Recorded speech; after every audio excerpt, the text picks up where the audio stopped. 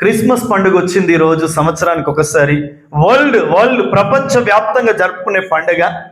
నాకు చికెన్ తినాలనిపిస్తుంది, ఈ రోజన్న చికెన్ తీసుకొచ్చి వండుతావా ఇంట్లో అని అన్నాడంట కుమారుడు.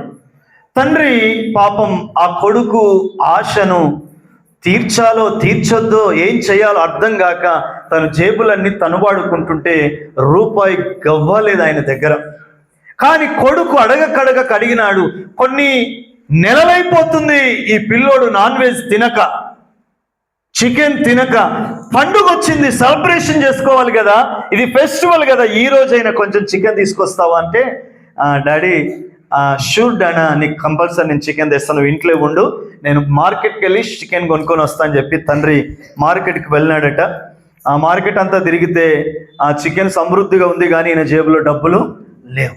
అంతా తిరిగినాడు, ఏం చేయాలో అర్థం కాక తిరిగి ఆ ఇంటికి వస్తుంటే ఈ తండ్రికి ఒక డౌట్ వచ్చింది. నా కొడుకు ఇంటి దగ్గర ఎదురు చూస్తున్నాడు, డాడీ చికెన్ కావాలని. నేను వెళుతుంటే నన్ను చూడగానే డాడీ చికెన్ తెచ్చావా అంటాడు. ఏం చేయాలని చెప్పి అటు ఇటు చూస్తే ఆ త్రో పక్కన ఒక కవర్ కనిపిస్తే ఆ కవర్ను తీసుకొని అందులో ఒక 5-6 రాళ్ళు వేసుకొని ఆ కవర్ను ముదురుకొని ఆ కవర్ను తీసుకొని వస్తూ ఉంటే ఇంటిలో నుండే తన కొడుకు చూస్తున్నాడు. మా డాడీ చికెన్ తీసుకొస్తున్నాడు, మా డాడీ నాన్ వెజ్ తీసుకొస్తున్నాడు, ఈరోజు నిజంగా మాకు సెలబ్రేషనే, ఈరోజు మాకు నిజంగా పండుగే అని కేరింతలు వేస్తూ ఉన్నాడట. తండ్రి ఇంట్లోనికి రానే వచ్చాడు. కొడుకు ఎదురుగా వెళ్ళిపోయి డాడీని గట్టిగా హట్ చేసుకొని, చికెన్ తెచ్చినావా డాడీ అంటే, ఇదే బిడ్డ తీసుకొచ్చాను, త్వరగా వండి డాడీ, నాకు చాలా ఆకలిస్తుంది, ఎన్ని రోజులైంది నేను తినాలని. వెంటనే ఆ డేక్ష తీసుకొచ్చి తండ్రికి ఇచ్చినాడంట. ఆ బయట పొయ్యి ముట్టించి ఆ డేక్ష పెట్టి ఆ డేక్షలో ఏం పెట్టాలో అర్థం కాక ఆ కొడుకు ఇంట్లోకి పోయినప్పుడు ఆ రాళ్ళు తీసి ఆ డేక్షలో వేసి నీళ్లు పోసి మూత పెట్టి మంట పెట్టినాడంట. ఈ కొడుకు ఆ పొయ్యి దగ్గర కూర్చొని, ఎప్పుడైతుంది డాడీ చికెన్, జస్ట్ వెయిట్ బిడ్డ, కొంచెం ఆగు బిడ్డ, బాగా సమయం అయిపోతుంది, డాడీ చాలా ఆకలిస్తాం, తొందరగా దించేవా తిందాం. పాపం దాంట్లో ఏం లేదు. తండ్రి మనస్సు ఎంత తరుక్కుపోతుందో, తండ్రి గుడ్డే ఎంత తరుక్కుపోతుందో. నా కొడుకు ఒక పూట చికెన్ కూడా నేను పెట్టలేనంత దయనీయమైన పరిస్థితి.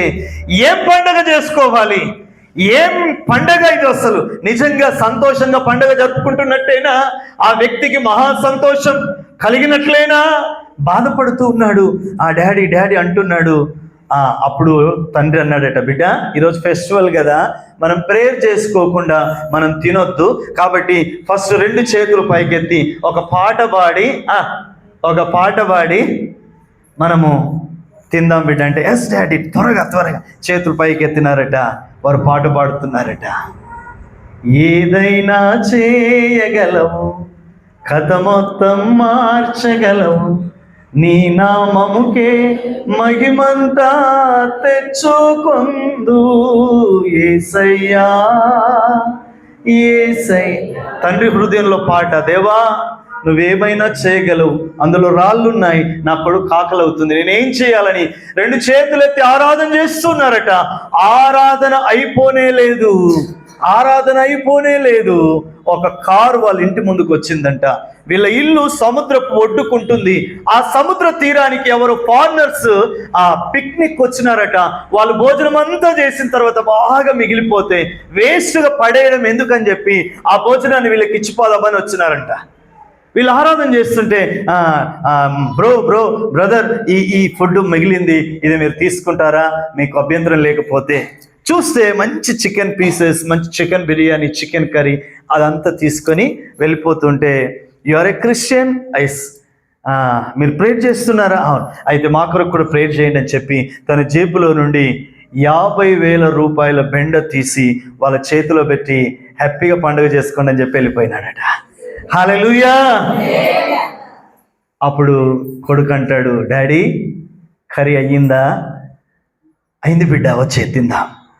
కడుపుల పట్టేటంతగా వారు సమృద్ధిగా తిన్నారట.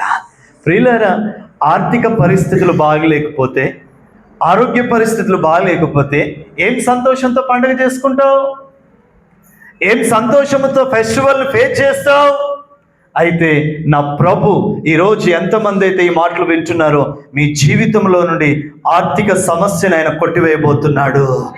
మహా సంతోషముతో ఆయన నింపబోతున్నాడు. మహా సంతోషముతో పండుగ జరుపుకునే కృప దయచేయబోతున్నాడు. హల్లెలూయా. చూడండి, ప్రజలందరికీ కలగబోవు మహా సంతోషం. హల్లెలూయా. అయితే గమనించండి, ఈ సంతోషం ఇది సంతోషం కలుగుతుంది అని ఏ భక్తుడు రాసినాడు? ఏ భక్తుడు రాసినాడు? లూకా, అంతే కదండి.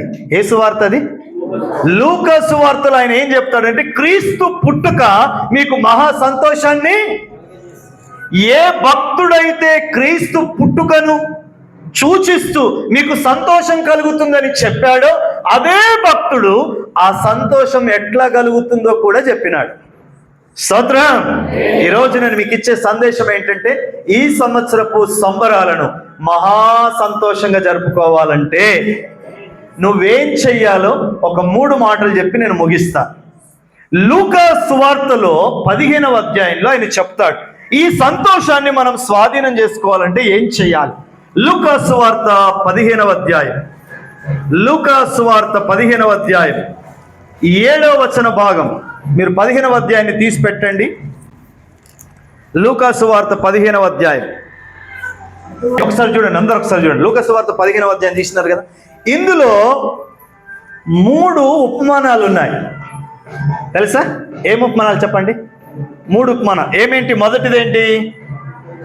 10 వెండి తప్పిపోయిన గొర్రె, అంతేనా? చెప్పండి చెప్పండి, ఏంటండి? తప్పిపోయిన గొర్రె. రెండవది తప్పిపోయిన నాణ్యం. మూడవది కొడుకు. హల్లెలూయా. ఇప్పుడు తప్పిపోయిన పక్కకు పెడితే ఏమేంటియో చెప్దాం. మొదటిది ఏంటిది? గొర్రె. రెండవది నాణ్యం. ఏం నాణ్యం? వెండి నాణ్యం. మూడవది కుమార్. వీటిని ఇంగ్లీష్లో చెప్పుకుందాం.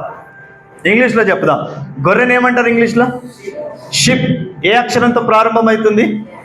ఎస్. రెండవది సిల్వర్ కాయిన్ కదా, వెండి నాణ్యం. Silver coin. సిల్వర్ దేంతో స్టార్ట్ అవుతుంది? ఎస్. మూడవది తప్పిపోయిన కుమారుడు. అంటే కుమారుడు అంటే సన్. ఏ అక్షరంతో ప్రారంభమవుతుంది? ఎస్. 3 ఉపమానాలు ఒకే అక్షరముతో ప్రారంభించి ఈ 3 ఉపమానాల యొక్క ఆ ముగింపులో సంతోషాన్ని నువ్వు ఎట్లా పొందుతావో చెబుతున్నాడు. చూద్దాం. మొదటి ఉపమానం 7వ వచనం చదవండి. 7వ వచనం చదవండి. అటువలే మారు మనసు అక్కరలేని 99 మంది నీతిమంతుల విషయమై కలుగు సంతోషము కంటే మారు మనస్సు పొందు ఒక్క పాపి విషయములో పరలోకమందు ఎక్కువ సంతోషము కలుగును. హల్లెలూయా. ఎక్కువ సంతోషం. రెండవది 10వ వచనం చదవండి. 10వ వచనం.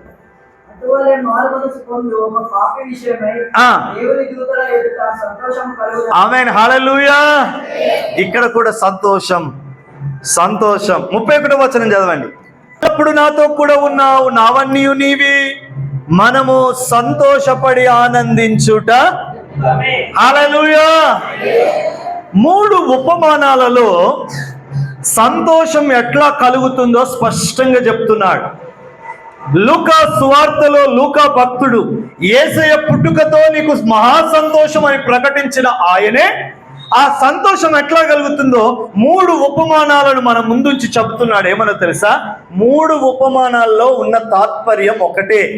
ఏంటి ఆ తాత్పర్యం అంటే, తప్పిపోయి తిరిగి రావడం, పోగొట్టుకొని తిరిగి దొరకడం, త్రోవ తప్పిపోయి మరల మందలో కలవడం. అంటే ఈ 3 ఉపమానాల యొక్క తాత్పర్యం ఏంటంటే, తప్పిపోయిన నీవు తిరిగి ఆయన యొద్దకు రాగలిగితే, తప్పిపోయిన నీవు తిరిగి మరల ఆయన యొద్దకు రాగలిగితే, త్రోవ తప్పిన నీవు తిరిగి మరల త్రోవలోనికి రాగలిగితే, సహవాసానికి దూరం అయిపోయావేమో, సంఘానికి దూరం అయిపోయావేమో, ఆత్మీయతకు దూరం అయిపోయావేమో, లోకములో మలినమైపోయావేమో, భక్తిని, విశ్వాసాన్ని, ప్రేమను, పరిశుద్ధతను కోల్పోయావేమో, ఏదైతే పోగొట్టుకున్నావో దాన్ని తిరిగి నువ్వు మరల ప్రారంభించగలిగితే, తప్పిపోయిన కుమారుడు తిరిగి తండ్రి యొద్దకు వచ్చినట్లే,